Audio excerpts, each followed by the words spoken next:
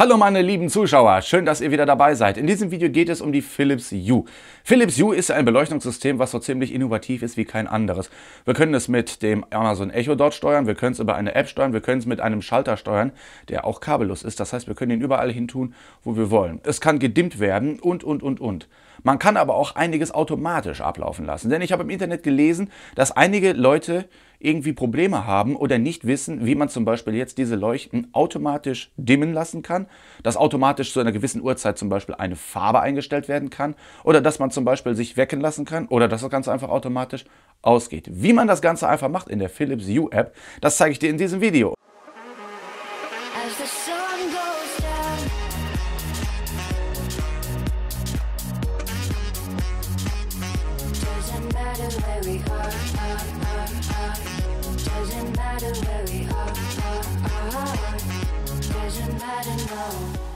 Und was ich mir sonst noch gekauft habe, das werdet ihr auch erfahren, das wollten auch einige sehen. Also bleibt doch einfach dran. Viel Spaß dabei, dein Speaker Schocker.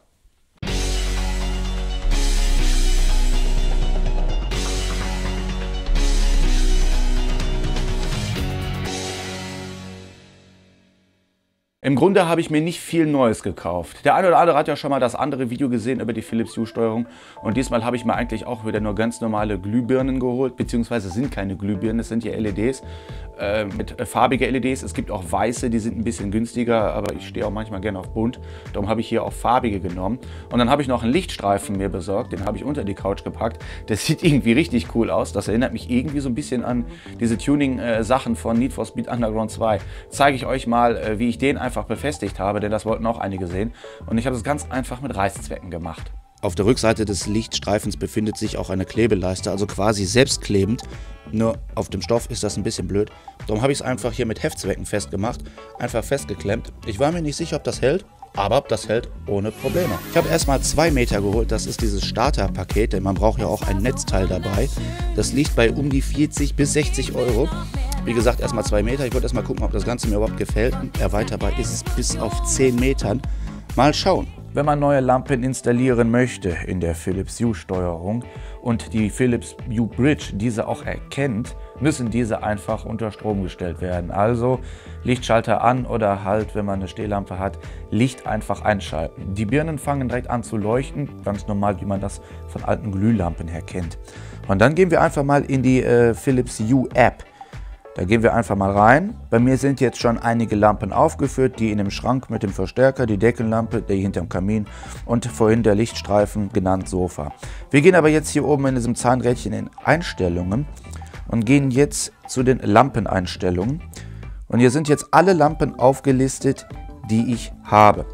Diese 2, die da jetzt leuchten, die sind hier noch nicht aufgeführt. Das heißt, wir drücken hier unten einfach auf das Plus-Symbol und hier steht schon, was jetzt eigentlich ist. Wir können jetzt die Seriennummer angeben, die auf den Birnen drauf gedruckt ist, oder wir klicken einfach auf Suche hier unten und dann fängt er jetzt hier oben, steht schon, Lampen werden gesucht. Fängt er jetzt an, diese zu finden. Da können wir mal ein bisschen durchscrollen. Das kann je nachdem schon mal ein bisschen dauern, bis zu einer Minute oder so. Und wie wir sehen, hat er hier oben 2 neue Lampen gefunden. Den Hue Spot 1 und den Hue Spot 2. Wenn wir es mal draufklicken, sehen wir dann auch direkt immer, welcher Spot das dann gerade ist. Die wollen wir jetzt einfach mal umbenennen. Dann klicken wir einfach mal auf das i für Informationen. Dann steht hier direkt schon, welches Modell das ist und. Können wir jetzt hier einfach dem Ganzen einen Namen geben. Ich wollte das ja Ganze eher als Wandlampe nehmen. Dann nennen wir das Ganze auch einfach mal so. Wandlampe 1 für die erste Lampe. Und hier Wandlampe 2 für die zweite Lampe. Mal gucken. Wunderbar, das passt alles soweit. Und jetzt können wir hier in den Zimmereinstellungen diese 2 Lampen noch hinzufügen zu einer eigenen Lampe. Wir nennen diese jetzt ganz einfach Wandlampe. Könnt ihr jetzt auch Dachschrägenlampe nennen oder Fummelfammel oder wie auch immer, wie einem lustig ist, kann man das ja alles benennen. Nur wenn man das Ganze jetzt zum Beispiel mit dem Amazon Echo Dot sprachsteuern möchte, dann sollte man doch lieber eher Namen nehmen, die einfach zu verstehen sind. Also jetzt nicht irgendwie dritte Lampe XY3Z oder so, das würde wahrscheinlich dann nicht funktionieren. So, was habe ich denn jetzt hier geschrieben? Wandlampe. Ne, Wandlampe. So, jetzt haben wir hier Wandlampe. Und jetzt müssen wir hier noch der App hier sagen, welche Lampen wir zu dieser Wandlampe hinzufügen möchten. So, das ist dann hier einfach Lampe 1, also Wandlampe 1 und Wandlampe 2. Dann gehen wir hier auf Speichern. Und hier steht auch schon, das kann einige Minuten dauern. Bitte alles so lassen, also Licht anlassen und die App nicht schließen und sowas alles. Ansonsten könnten die bis dahin vorgenommenen Einstellungen, das heißt die Namensnennung, wieder weg sein. So, und jetzt haben wir hier schon einfach die Wandlampe. So, und wenn wir die App jetzt einfach neu starten, dann ist auch hier direkt die Wandlampe hier ganz unten aufgeführt. Und wir können diese jetzt hier auch ganz einfach ein- oder ausschalten. Oder auch jede Lampe jetzt einzeln steuern, wie wir witzig sind. Und jetzt kommen wir zu den Szenen, denn diese sind besonders wichtig oder interessant, wenn man etwas automatisieren möchte. Ja? Ich muss ja zum Beispiel erstmal der Lampe überhaupt sagen, was soll sie denn überhaupt machen und wie soll sie es machen. Wir können ja jetzt zum Beispiel einfach auch mal eine Szene selber erstellen. Hier sind ja zum Beispiel schon mal einige, zum Beispiel hier Nordlichter. Wenn ich hier drauf gehe, dann wird das Licht so ein bisschen blau, grünlich, ja, oder hier so ein bisschen sonnenuntergangsmäßig. Können wir das auch so machen, das ist alles kein Problem. Wir können aber auch selber einfach eine Szene erstellen, indem wir uns jetzt einfach mal hier sagen, pass auf, die erste oder hier die zweite Lampe, oder die erste Lampe soll rot sein und die soll jetzt einfach mal blau sein. Können wir ja ganz einfach machen. Können wir hier noch die Helligkeit einstellen, wie wir es gerade haben möchten. Ist ja jetzt hier für das Beispiel erstmal ziemlich egal. Und dann klicken wir hier wieder auf Szenen, klicken hier auf Neu. Und dann können wir jetzt hier die aktuelle Lichtstimmung speichern. Nennen wir das Ganze einfachheitshalber mal Beispiel. Sichern. So. Und jetzt wird hier unten direkt eine Szene gespeichert, die sich da Beispiel nennt. Können wir hier Nachtlicht machen, das Ganze ein bisschen gedimmter oder sowas. Und jetzt können wir hier wieder unsere Szene von gerade anklicken. Dann haben wir hier wieder das Rot und Blaue. Wenn wir jetzt Routinen erstellen möchten, das heißt, dass irgendwas automatisch passieren soll, dann gehen wir einfach auf dieses Symbol hier mit der Uhr. Keine Sorge, die Lampen wissen die Uhrzeit, die haben sie aus dem Internet bezogen. So, und wir müssen jetzt, um Routinen erstellen zu können, klicken wir einfach hier auf weitere Routinen. Ich habe jetzt hier schon die ein oder andere Routine erstellt, interessiert aber jetzt erstmal nicht. Die Ausführungen, die man tun muss, sind immer dieselben. Wir sagen zum Beispiel, wenn man eine bestimmte Uhrzeit haben möchte, sagen wir jetzt einfach mal, um das jetzt gleich zu testen, sagen wir mal 15:03 Uhr. 15 Uhr, ja, 15:03 Uhr, damit ihr dann noch seht, dass das alles so richtig ist, was ich hier so mache. Und wir können jetzt sagen, was passieren soll. An welchem Tag erstmal. Das ist nämlich immer ein ganz wichtiger Faktor. Das vergesse ich nämlich immer. Und dann ist immer so, dass ich mich wundere, warum geht es nicht. Man muss natürlich auch den Tag einstellen. So, und jetzt können wir hier die ganzen Lampen einstellen, die ich hier so habe. Ich habe natürlich die Wandlampe, also nehmen wir die, damit ich euch das am besten zeigen kann. Und hier können wir jetzt uns eine Szene aussuchen, die eingestellt werden soll. Ja? Wir können ja jetzt hier zum Beispiel eine helle Szene machen, eine dunkle Szene machen, eine gedimmte Szene. Wir machen jetzt einfach mal Frühlingsblüten. Das stellen wir so ein. Und dann war es das auch schon für die einfache Szene. So, jetzt warten wir mal eben auf die 15:03 Uhr und dann seht ihr, dass das Ganze dann auch ganz einfach von alleine funktioniert. Ohne dass man jetzt irgendeinen Schalter bewegen muss, dass man seine Stimme betätigen muss. Funktioniert von alleine. Seht ihr? 15:03 Uhr und zack, ändert sich das Licht. Und auf diese Weise kann man Gott weiß was Mögliches alles machen. Wir können noch viele weitere Routinen erstellen. Wir können zum Beispiel sagen, dass am gesamten Tag das ganze Farbspektrum einmal durchgerattert werden soll. Wir können sagen, jede Stunde eine andere Farbe. Sagen wir mal um 13 Uhr rot, um 14 Uhr lila, um 17 Uhr dann blau oder so. So ein Regenbogeneffekt. Ne? Und dann können wir hier zum Beispiel, wenn wir hier auf Blenden klicken, dann können wir hier eine unterschiedliche Zeit auswählen, welchen Übergang das haben soll. Zum Beispiel, ich kann jetzt die Lampe so einstellen, dass sie zum Beispiel von Rot auf Blau gehen soll. Das aber nicht sofort, sondern dann zum Beispiel mit einer Blende von 5 Minuten, damit das einen schönen, gemütlichen Übergang hat. Ich kann aber auch diesen Übergang in 30 Minuten machen. Dann hat das einen richtig langen, smoothen Übergang. Und man könnte dann so zum Beispiel echt die ganzen Farben einfach stumpf wiedergeben. Können das Ganze ja mal einfach machen. Ich zeige euch das Ganze jetzt einfach mal in Zeitraffer, wie das aussehen könnte über den Tag verteilt. Sagen wir mal 10 Stunden oder sowas.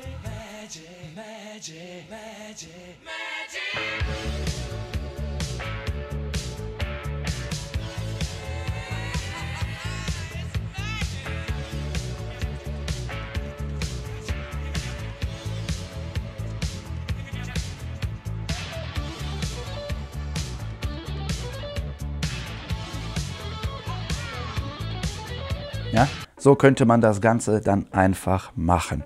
Und wenn ich jetzt will, dass die Lampe jetzt einfach unterschiedlich oder dann zu einer gewissen Zeit einfach dimmt, dann kann ich das auch ganz einfach machen. Nehmen wir jetzt mal hier 15:06 Uhr. Die Uhrzeit, die könnt ihr euch natürlich selber nach eurem Belieben einstellen, was ihr da macht. Das könnt ihr wirklich selber machen. Hier müssen wir natürlich auch wieder dann die Tage einstellen, ganz klar. Dann müssen wir natürlich auch die Lampe einstellen, die wir haben möchten. So, und dann möchten wir gucken, beziehungsweise was soll denn gemacht werden. Wir haben jetzt dieses Frühlingsblüten haben wir jetzt an. Ich möchte das Ganze gerne auf gedimmt haben. Dann gehen wir auf Speichern und warten jetzt mal eben. Das war jetzt ein bisschen knapp mit der Zeit. Haben wir schon 15:05 Uhr. Mal gucken, ob er das jetzt noch wirklich registriert hat. Habt ihr jetzt zum Beispiel eine Routine doppelt oder sowas oder vertut euch da? Dass ihr zum Beispiel am Samstag eine Routine habt um 15 Uhr und möchtet dann am Samstag nochmal eine andere Routine haben um 15 Uhr, dann wird das diese App hier sagen, dass das nicht geht. Dann müsst ihr mal genauer nachgucken, was ihr dann getan habt. Wenn ihr eine Verdopplung habt, dann geht es nicht.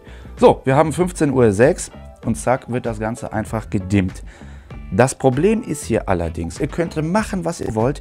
Ihr müsst allerdings immer erst eine Szene erstellen. Ne?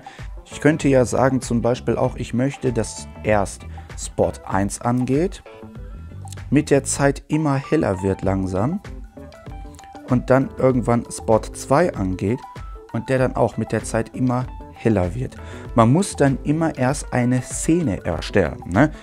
Wie man die Szene erstellt, das ist der Lampe scheißegal, ob die eine jetzt aus ist, ob die andere an ist, das funktioniert alles unabhängig voneinander.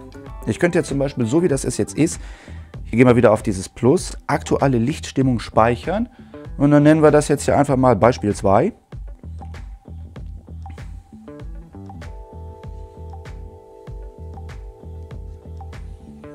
Das ist jetzt diese Szene, ne? Beispiel 2, dann leuchtet jetzt nur diese eine Lampe und jetzt schalten wir diese Lampe aus. Und schalten diese Lampe ein. Ja, die kann meinetwegen blau sein, ist ja ziemlich egal. Wie ihr das alles macht, das ist euch überlassen. So, und aus dieser erstellten Szenen können wir uns jetzt wieder eine Routine erstellen. Sagen wir jetzt einfach mal Uhrzeit 15:13 Uhr oder 15:12 Uhr. Komm, 15:12 Uhr. Dann sagen wir jetzt natürlich auch wieder Montag, Dienstag, Mittwoch, Donnerstag, Freitag, je nachdem an diesen Tagen, wo diese Szene halt stattfinden soll. So, dann wählen wir auch hier wieder unsere Wandlampe aus, einfach nur als Beispiel und sagen jetzt, pass auf, es soll die Szene 2 eingeschaltet werden. Gehen wir hier auf Speichern und erstellen dann jetzt hier zugleich zu einer bestimmten Uhrzeit um 15:13 Uhr, das heißt eine Minute später,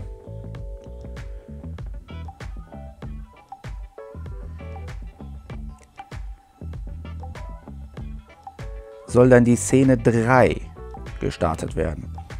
Gehen hier auf Speichern. So, dann müssen wir mal ein bisschen warten, ne? Und dann müsste das Ganze funktionieren.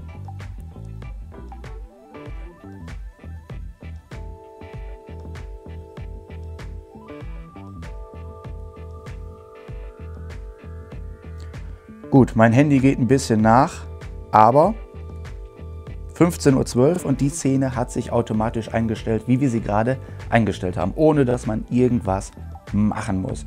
Und jetzt in der Minute später müsst ihr eigentlich gleich die eine Lampe wieder ausgehen und die andere wieder auf blau zurückschalten. So, noch etwa 5 Sekunden. Bibidi-babidi-bu, wunderbar, funktioniert. Und auf diese Art und Weise kann man jetzt auf den ganzen Tag verteilt entweder das Farbspiel machen, wie ich will, oder ich kann auch einfach sagen, pass auf, um 11 Uhr soll das Ganze einfach ausgehen. Wunderbar, dass dann in der Nacht alles dunkel ist. Ich kann auch sagen, ich muss um 6 Uhr aufstehen, dann geht dann um 6 Uhr Licht an oder sowas.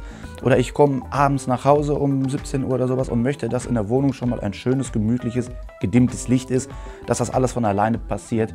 Das ist alles gar kein Problem. Ich kann auch, wie gesagt, einen künstlichen Sonnenauf- und Untergang einfach machen. Den zeige ich euch jetzt auch einfach mal ein bisschen Zeitraffer.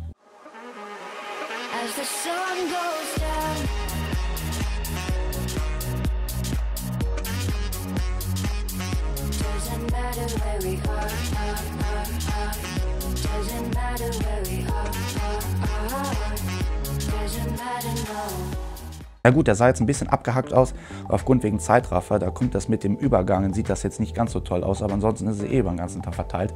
Da sieht das richtig gut aus. Was ihr damit macht, das bleibt euch völlig alleine überlassen. Also dieser ganze Ablauf mit den ganzen Routinen, die man erstellen kann, ist eigentlich ganz einfach. Man muss einfach nur ganz genau überlegen, was will ich denn haben? Wenn ich jetzt zum Beispiel ein helles Licht habe und möchte das in einer gewissen Zeit gedimmt haben, dann muss ich auch eine Szene erstellen, wo ich das Licht selber erstmal ein bisschen dunkler stelle, speichere diese Szene und kann dann eine Routine erstellen. Und somit funktioniert das dann ganz einfach, dass ich es dann zu einer gewissen Zeit gedimmt haben möchte oder halt auch wieder aufgehellt haben möchte. Ihr könnt auch ganz einfach sagen, pass auf, Wochenende, samstags 15:30 Uhr, Bundesliga, dass dann das Licht automatisch ein bisschen grün wird jeden Samstag. Oder wenn eure Favoritenmannschaft dann spielt, dann halt die Vereinsfarben oder sowas aufleuchten. Das könnt ihr einfach machen, das funktioniert ohne Probleme. Und wenn ihr dann doch einfach mal Bock habt, ja auch jetzt will ich das Licht hell machen, dann ist das auch kein Problem. Nur, wenn ihr das Licht hell macht, aber habt dann gesagt, zu einer gewissen Uhrzeit, dass sich das Licht wieder ändern soll, dann wird sich das Licht auch wieder ändern, außer ihr schaltet die Routine dann einfach für diesen Augenblick ab. Das ist ja auch gar kein Problem. Wenn ihr noch weitere Fragen zu diesem Thema habt, gar kein Problem, postet es einfach unten in die Kommentare rein und dann schauen wir mal, wie wir das etwaige Problem gelöst kriegen. Wenn ihr noch mehr darüber sehen wollt, dann schreibt es doch einfach auch in die Kommentare, denn es gibt zum Beispiel noch Apps, die noch zusätzliche Funktionen zu diesen Lampen mitbringen. Zum Beispiel gibt es eine Ambilight-Funktion. Das heißt, es gibt eine App oder es gibt auch eine Kamera, die wird auf den Fernseher gerichtet, die nimmt dann das Bild auf und passt dann dementsprechend dann die jeweiligen Lampen an, wie man es haben möchte. Es gibt auch eine Disco-App, da reagiert das Licht dann auf Musik oder halt auf die Stimme. Ob das gut funktioniert, weiß ich nicht, denn die meisten Apps sind leider kostenpflichtig und das finde ich ehrlich gesagt total daneben, denn die ganzen Beleuchtungssysteme von Philips Hue sind nicht gerade günstig. Die einzelnen Glühbirnen sind keine Glühbirnen.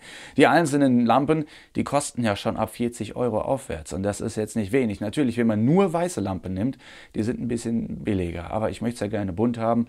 Das ist manchmal schon ein bisschen, ist nicht gerade billig das Ganze, aber es ist einfach geil.